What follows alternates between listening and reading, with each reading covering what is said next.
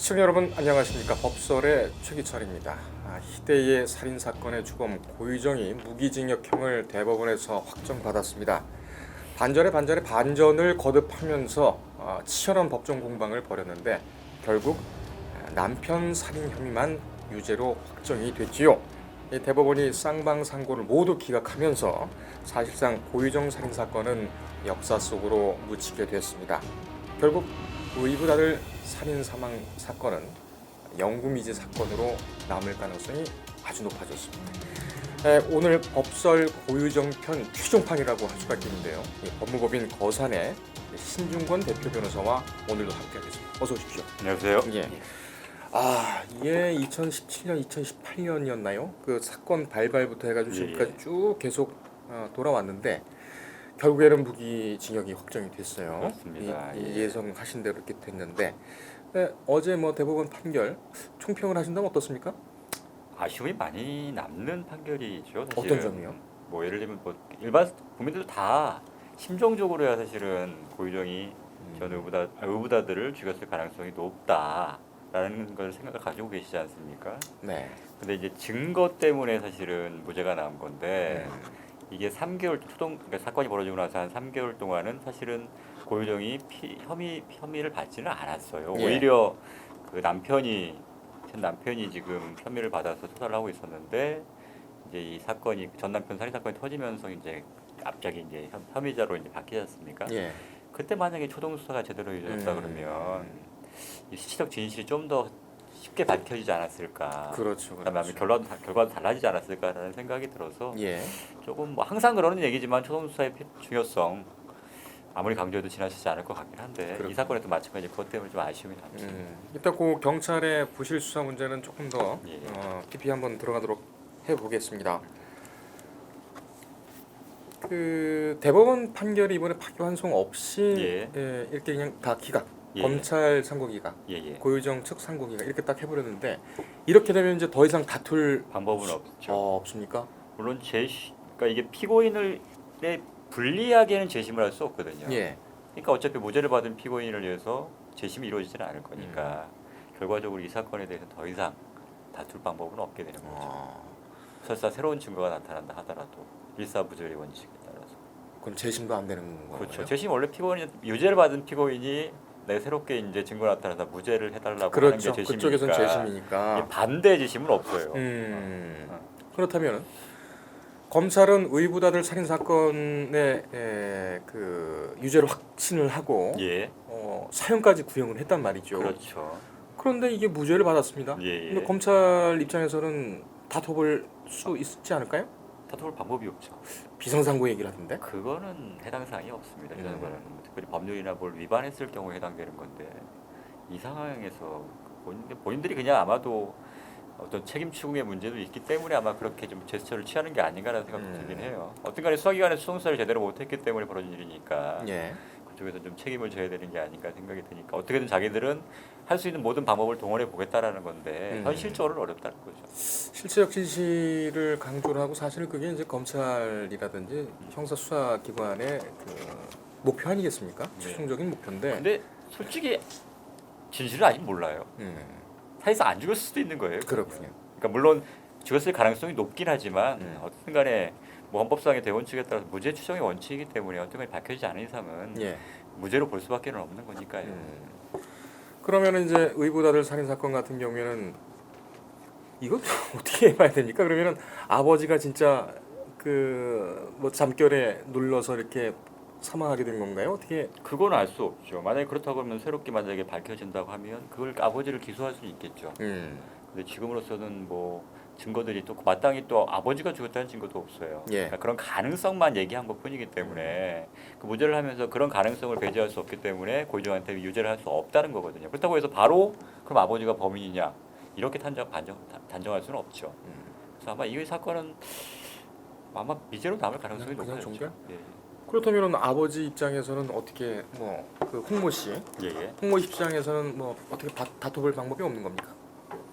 뭐 만약에 본인이 만약에 그 범인으로 몰려서 본인에 대해 재판이 이루어진다고 하면 당연히 본인 다퉈보겠지만 뭐 그렇게 이루어지지 않는 상태에서 지금 재판이 고유정이 죽이지 않았다고 판결이 확정이 됐는데 다시 다툴 방법은 없는 거죠.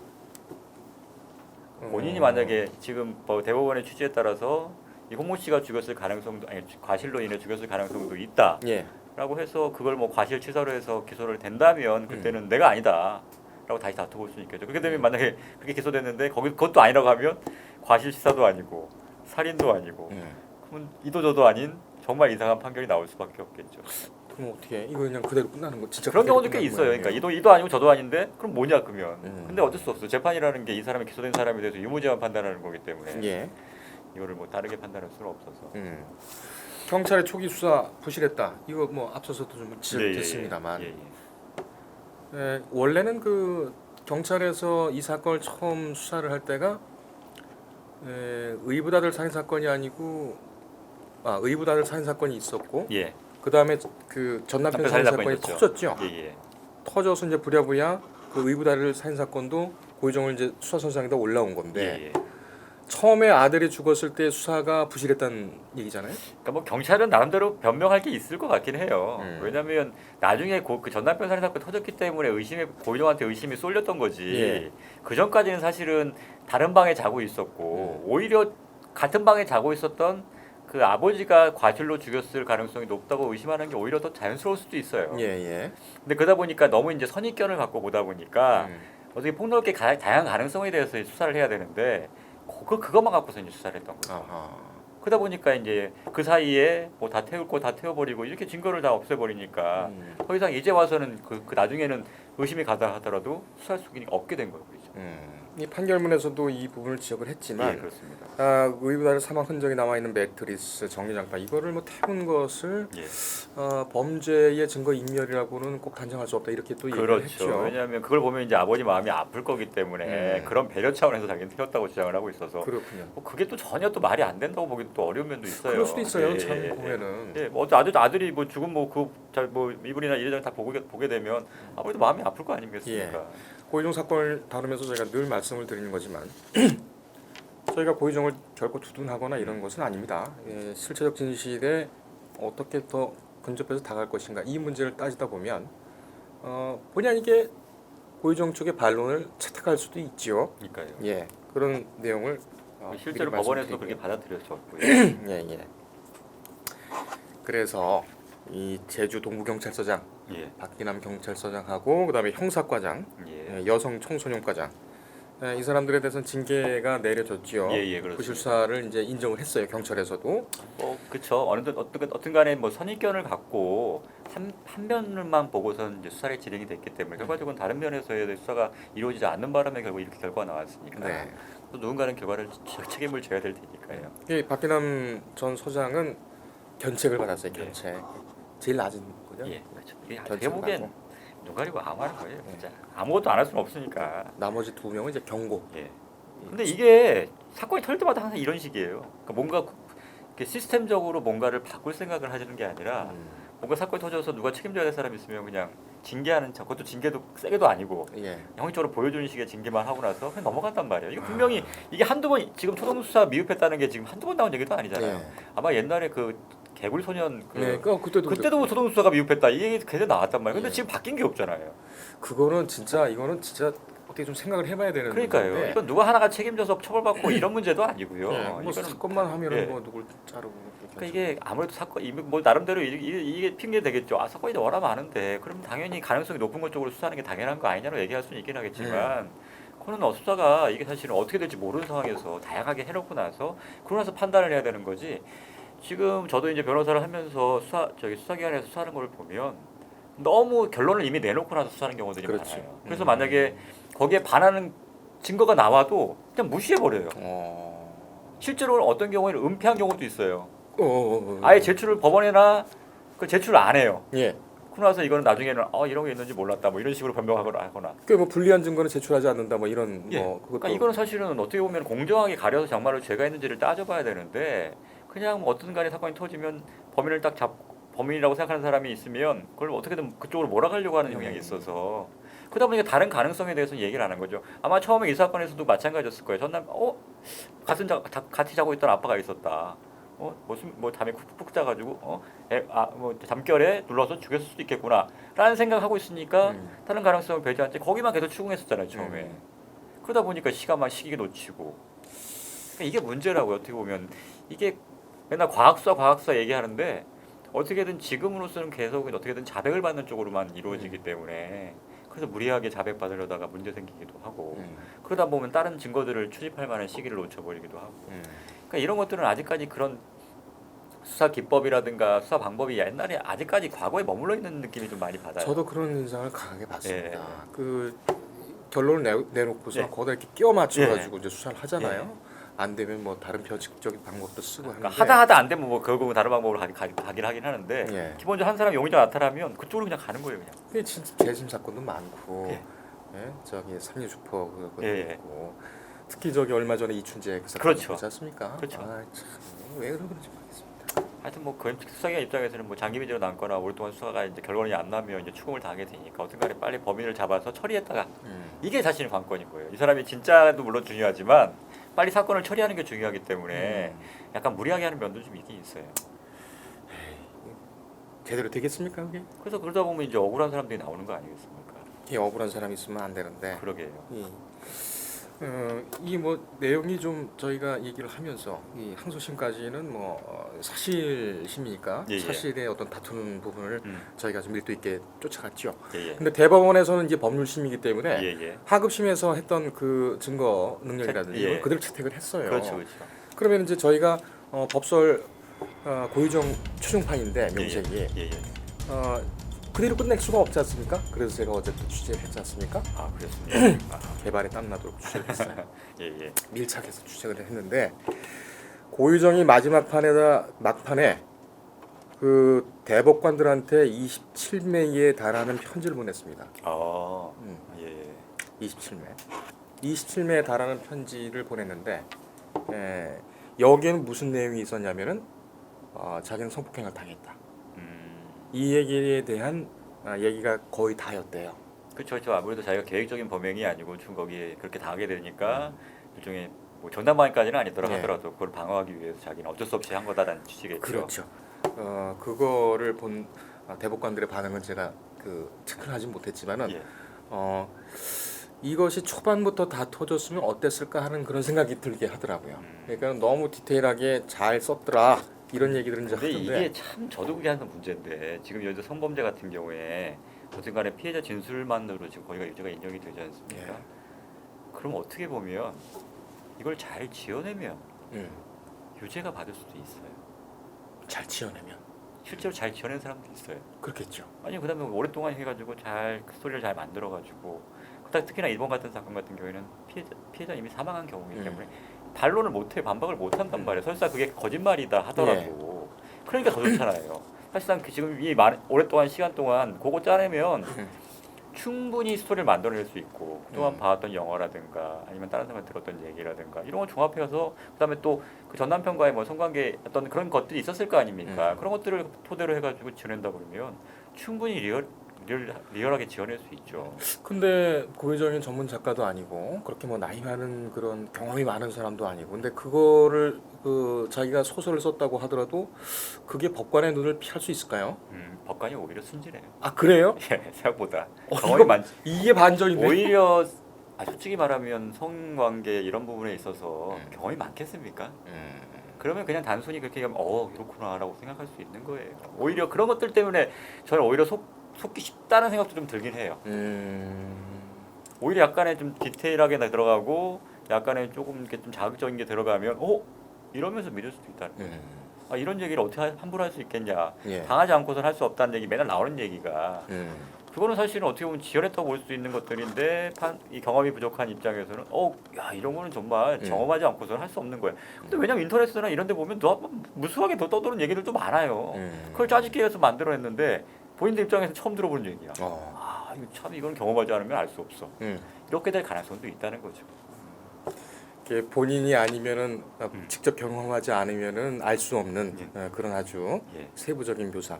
그래서 이때의 뭐 법적인 뒷얘기 하는 거니까 법원 관계자 얘기를 들어보고 또 수사 관계자 얘기를 들어보면 고의적인 성폭행을 당했던 것은 맞는 것 같다. 그런데 그 성폭행을 유도했다. 살인의 고의를 가지고 그런 상황을 만든 다음에 유도를 해서 성폭행한다면 이제 죽였다. 근데 이런 말씀을 하시는 분들도 있어요. 전 남편을 살해한 것이 잘못된 것이었다. 예, 원래는 그 자기의 목적은 여기서 이제 떨어지는 거잖아요.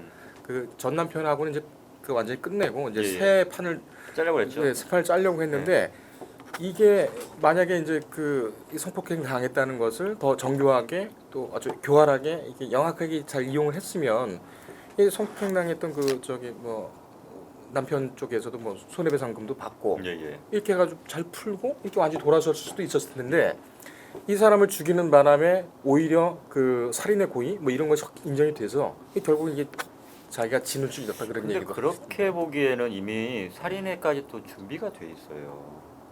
그러니까 뭐 도비다라든가 아니면 나중에 그 닦아내는 것도 있고 아니 성폭행만 가서 그걸 할 거면 그런 준비들을 뭐하러 합니까? 그러니까 그 계획 그거는 뭐 본인이 그렇게 얘기해서 뭐 얘기를 만들어내려고 한 건지는 모르겠지만 그렇게 허술하게 당하지는 않아요. 그 계획 있다는 것들에 대한 증거들이 풍부하게 있는데 단순히 자기가 그건 단순히 성폭행만 뭐 이렇게 유도하려고 했다 이렇게 보긴 또 어렵고 그다음에 제가 만약에 그 전 남편 입장이랑 그 성폭행하는 이유가 뭐가 있어요? 아무리 유도한다 하더라도 전 그게 이해가 납득이 안 가거든요. 만약에 반항하거나 해가지고 그러니까 어차피 그 성폭행이라는 게 뭐냐면 뭐 상대방이 거부를 하거나 이랬을 때 이루어지는 건데 그럼 안 하면 되는 거지. 그걸 굳이 성폭행까지 해가지고 뭐 만족을 받을 만한 특별한 이유가 있느냐는 거죠. 부부간의 내밀한 관계는 물론 그건 몰라요. 알겠습니까? 근데 그거는 약간은 제가 보기에는 좀 지어낸 얘기 같다라는 얘기가 좀 듣고 아니면 또 누구의 조력을 받았을 수도 있고요. 그런 얘기들에 관해서. 그렇군요.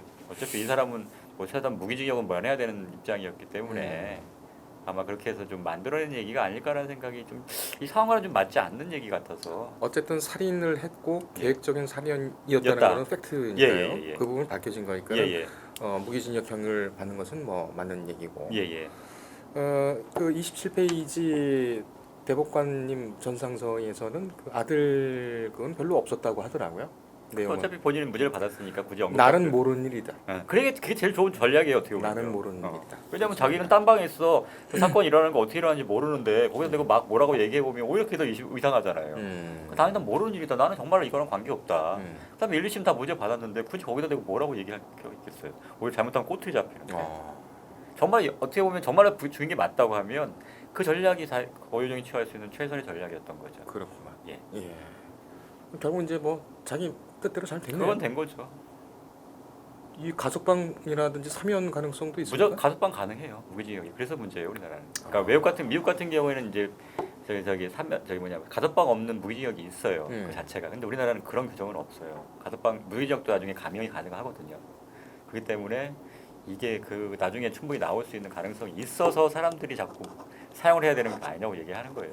20년 있어야지만 이제 그게 뭐 가능하긴 하긴 한데 뭐 이렇게 어딘가에 나올 가능성이 있는 거 아닙니까? 예. 그러니까 이걸 아예 그래서 이제 사용을 만약에 폐지할 것 같으면 사실상 폐지할 것 같으면 이 가석방 없는 무기징역을 만들어야 되는 종신형 말 그대로 무기징역이 종신형을 만들어야 되는 거 아니냐 이런 얘기가 있어요. 아유, 저 1990년대 말부터 아니면은 뭐 학계에서는 그 전부터 계속 얘기가 되는데 여태까지 안 되고 있어요. 그러니까 아직까지 그게 이제 사형이 있으니까 아마 그걸 사형이 이제 공식적으로 폐지가 돼야 아마 그 논의가 확실하게 이루어질 것 같아요. 사형제 폐지론 찬성론자십니까? 아니면 저는 찬성이에요. 두 가지 이유가 있는데 예. 아무래도 오판의 가능성이 좀 있어요. 가능성. 그건 지금 이춘재 사건도 마찬가지로 만약에 사형해가지고 해버렸다. 나중에 어떻게 했어? 그러니까 이런 것들이 밝혀지기 때문에 그게 100명 뭐 100만 명 중에 한 명이든 1000만 명 중에 한 명이든 간에 그 사람은 정말 억울한 사람이잖아요. 그다음에 또 한 가지는 모르겠어요. 생명을 빼앗는 것을 생명으로 빼앗는 것을 한 건 보복적인 거 외에는 그 사람한테 어떤 특별하게 반성할 기회라든가 뭔가 저는 처벌로서의 기능도 별로 잘 없다고 생각을 해요. 평생 갇혀서 고통을 맛보면서 본인이 뼈저리게 반성하는 기회를 잡아줘요. 너무 순간적으로 끝나버리잖아요. 그렇죠. 저는 그런 면에 두 가지 면에서는 글쎄요. 저는 개인적으로는 사형제는 폐지되는 게 맞지 않나라는 생각이 들어요.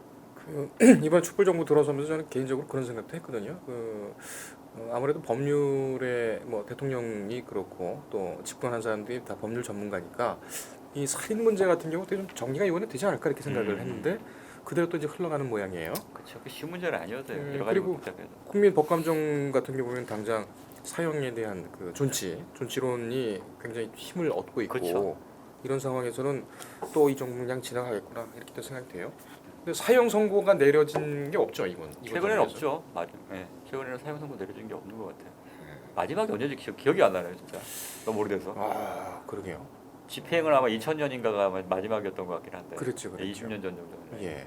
뭐 이게 사실 굉장히 사회적으로 중요한 숙제인데 예. 이걸 또 밀어놓고 있습니다. 그렇습니다. 숙제 안 해? 이렇게 또 이게 그러니까 공론화해서 합의를 어떤 이끌어지게 해가지고 결론을 좀 낼 필요가 있는데 계속 예. 질질 끌고만 있잖아요. 그래요, 맞습니다. 참 문제입니다.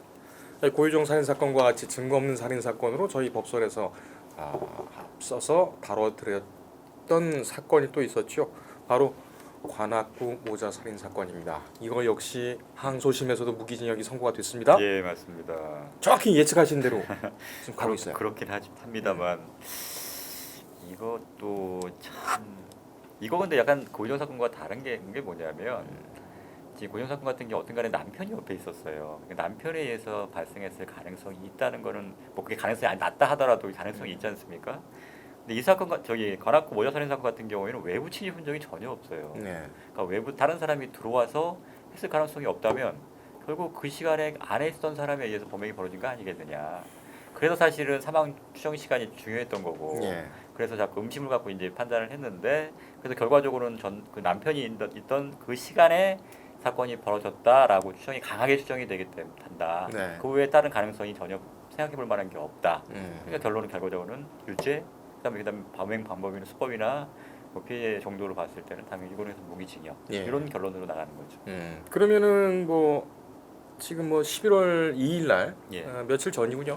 11월 2일 날 이 피고인 종호 씨가 대법원에 상고장을 이제 제출을 했습니다. 그렇죠. 본 입장에서는 뭐 할 수밖에 없겠죠. 그러면은 뭐 다퉈볼 것도 없을까요?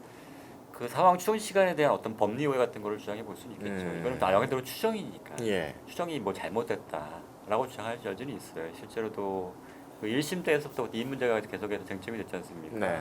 실제로 부검했던 사람은 이건 인정 못하겠다고 식으로 법정 얘기도 하기도 했고 예. 대다수가 이거는 뭐 강하게 있을 때 사망이 이루어진 것으로 보인다라고 전문가들은 보통은 얘기하긴 했지만 예. 아니라고 하는 사람도 있긴 있었거든요.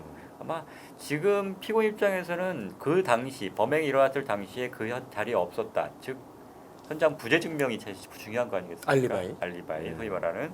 그러니까 그거에 대한 그거 외에는 사실 방법이 없어요. 근데 본인은 그거를 확실하게 이렇게 주장을 또 못 하고 있죠.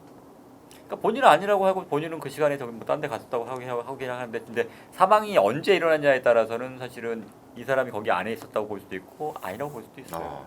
그러니까 이게 사실 그래서 사망 추정 시간이 중요한 건데 예. 그래서 1, 2심에서는 피고인의 주장이 받아들여지지 않고 결과적으로는 유죄가 인정이 됐던 거죠. 뒤집힐 가능성도 있습니까 대법원에서? 쉽지는 않을 것 같아요. 쉽지는 않다. 뭐 따르게 뭐 지금 할 수 있었으면 사실은 2심 때부터 원래 그거를 주장했던 거 똑같은 쟁점이었는데 예. 결과적으로는 그게 실패한 거 아니겠습니까? 근데 마땅하게 뭐 새롭게 뭔가 나타나지 않는 이상은 그걸 뒤집을 만한 건 없겠죠. 그렇군요. 그럼 뭐 이 사실 관계 파악 이런 문제에서 아주 그 지난한 토론을 벌이고 또 이슈가 됐고 이랬던 부분이지만은 결국엔 뭐 대법원 올라와서 비슷한 결론이 날 것이다 이렇게 또 그렇죠. 정리를 할 수가 있겠네요. 예, 이 사건은 그렇게 보입니다. 예. 그러니까 뭐 어차피 뭐 새로운 사실관계 발견된다고 해서 대법원에서 바뀔 수 있는 건 아니어서 예. 어차피 사실심이 아니기 때문에 네. 결과적으로는 아까도 말씀드린 쟁점은 딱 하나일 가능성이 높아요. 사망 시간이 언제냐. 사망 시간이 언제냐. 그거에 대한 추정이 제대로 된 거냐, 그걸 믿을 만하냐. 이거에 대한 문제겠죠. 알겠습니다. 화장품 못 쓰십니까? 갑자기 화장품 얘기를 물어보면서 피부가 좋아요. 아유 아닙니다 이게. 피부가 꿀 피부. 아니에요. 약간 피부가 까무잡잡하신데 예. 지금 보시면은 잘 뭐가 나진 않아요. 이게 바짝바짝바짝하는 게 참 부럽습니다. 그거 저희 아이가 사실 5,000원짜리 화장품을 바르고 있어요. 뭔데요? 저도 모르겠어요. 제가 저기서 제 생일 선물이라면서 화장품 하나 사왔는데 다이소에서 사왔더라고요. 다이소? 예, 5,000원짜리 사와갔는데 예. 저는 그냥 발라요. 워낙 꿀 특별히 피부니까. 트러블이 별로 없어서. 이 다이소에서 빨리 PPL에 들어가야 될 텐데요. 다음에는 한번 화장품 한번 이렇게 두고서 하는 방법도 있습니다. 알겠습니다. 네, 저희가 법설에서 가장 많이 다뤘고 밀도 있게 다뤘던 고유정 사건 결국 무기징역으로 확정이 되면서 재판이 모두 끝났습니다. 우리 신 대표님께서 말씀해 주신 대로 이 사건은 재심, 비상상고 모두 어려운 그런 상황이기 때문에 사실상 이 판례만 남기고 그냥 이제 역사 속으로 가는 그런 상황이겠죠.